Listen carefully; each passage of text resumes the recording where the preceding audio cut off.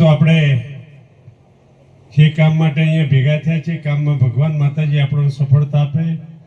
સૌપ્રથમ જે બોલું છું, બોલો ખોડિયાર, બોલો કૃષ્ણ કનૈયા.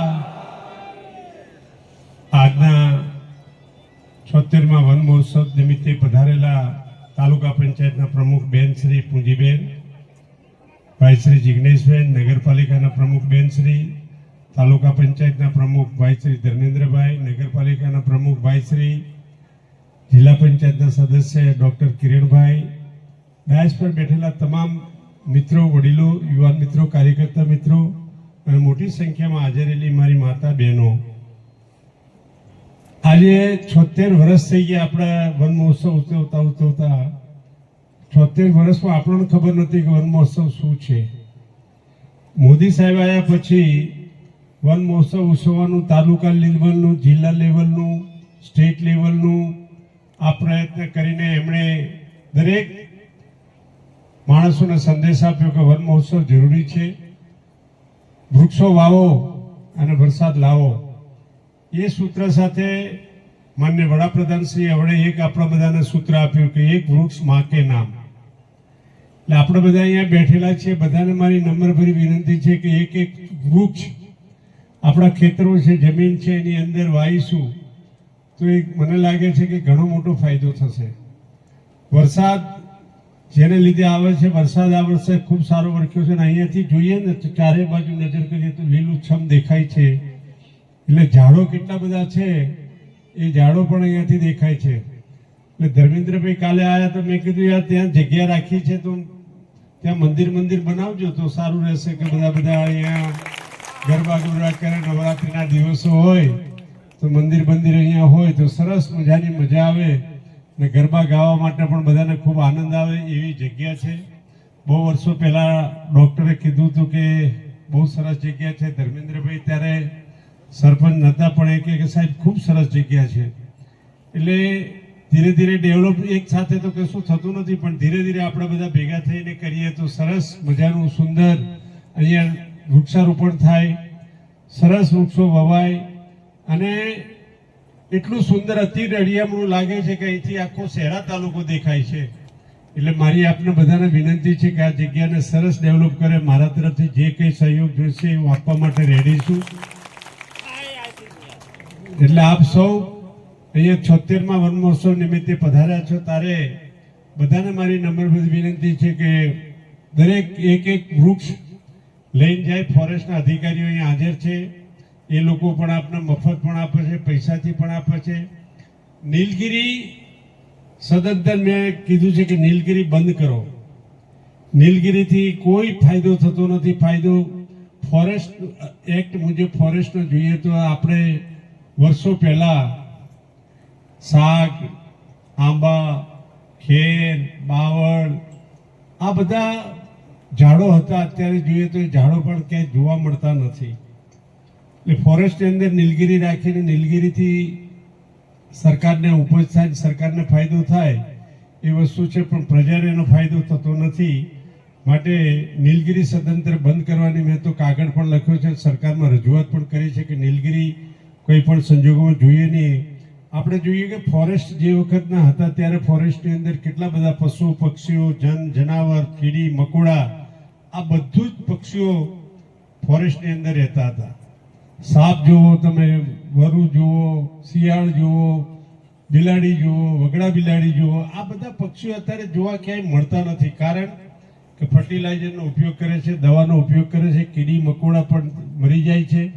એટલે વૃક્ષો વાવશું ને વૃક્ષો સારી ક્વોલિટીના વાવશું. શાક વાવીશું તો શાકની પણ કિંમત અત્યારે સોની છે કે વધારે સમય લેતો નથી. થોડો લેટ પડ્યો છું, ઘર મંદિરે પણ બધું ટોળું હતું એટલે એમાં પતાવતા આપણા બધાની વચ્ચે આવવામાં થોડો લેટ થયો છું એટલે મને ક્ષમા કરશો.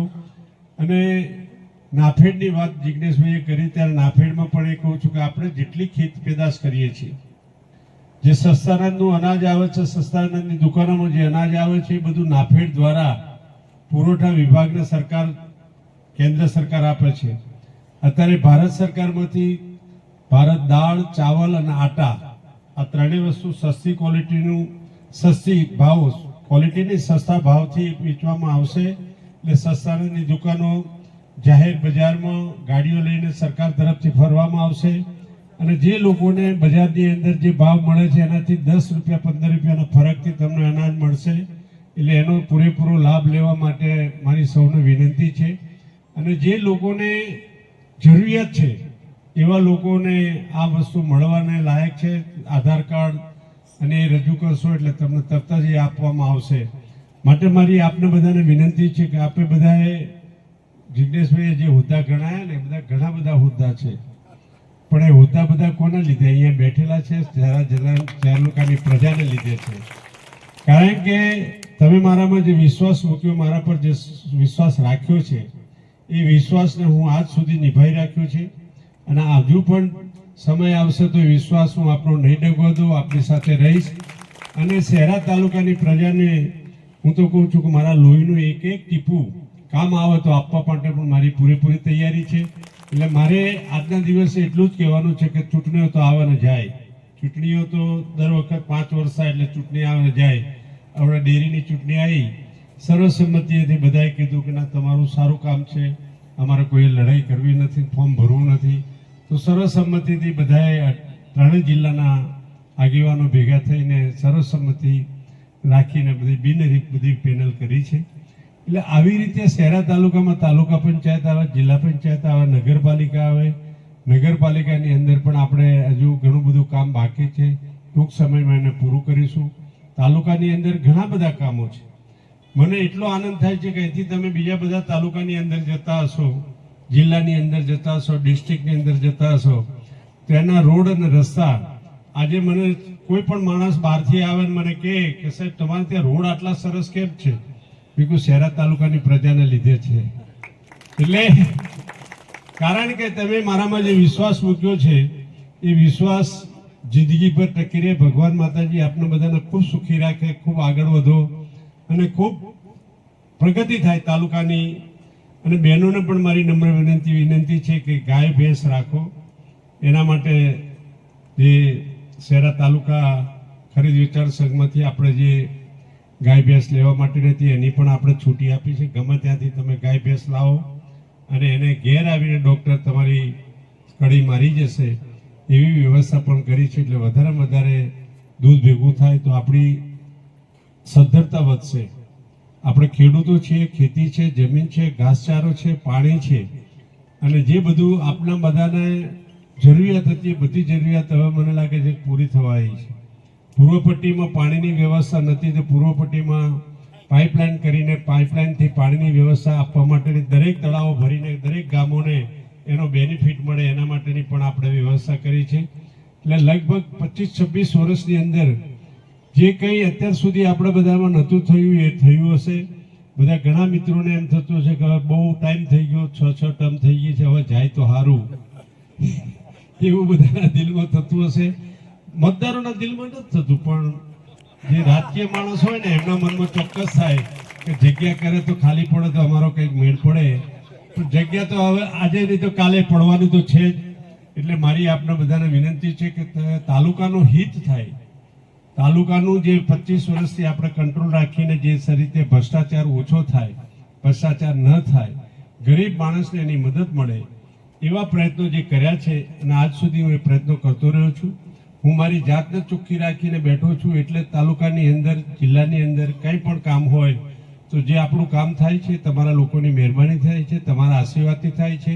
એટલે મારી આજના દિવસે વધારે વાત ન કરતા એટલું જ કહીશ કે શહેરા તાલુકાની પ્રજાનું અહિત થાય તો એમાં જેઠા ભરવાડનો ક્યારે સાથ અને સહકાર નહીં હોય. શહેરા તાલુકાની પ્રજાનું ભલું થશે તો એમાં હંમેશા એમની સાથે ઊભો રહેવાનો પ્રયત્ન કરીશ. જય હિન્દ, જય ખોડિયાર, ભારત માતા કી જય, વંદે માતરમ.